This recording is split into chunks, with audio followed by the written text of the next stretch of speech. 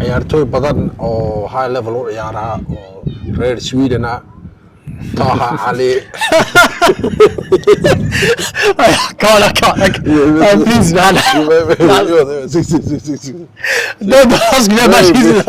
Jesus wait والله no it's Somalia Afli bro wait there was no it's Somalia Afli I think you know waxaad ku samaysaa dadkan walaalkay waa jecelahay TAHA Ali ani waxay ka tahay jacayl oo hayo walaalkay oo jacayl oo qarankay wadankay u hayo TAHA Ali waxa weyn in anfaci karaya asiga kaligiisa ma aha ciyaartooy badan oo reer Sweden iyo reer Scandinavia ba oo anfaci karaya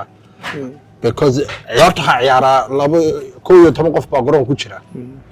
so marka laacibiinteena waa u baahan tahay every wadan wuxuu isku dayaa laacibiintooda inay soo kaastaan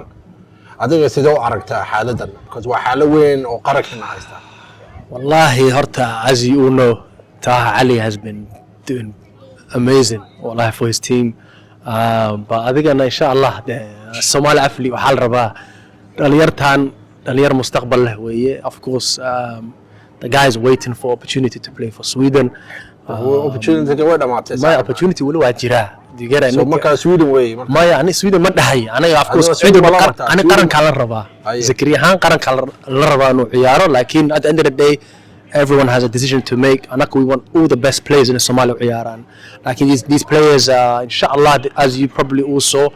Ahmed Maalim who's an agent inshallah has just signed a deal with the federation inshallah I think him and others will be doing a lot of to try and build that relationship with them to hear them out what is going on with these players why are they so hesitant to play for the national team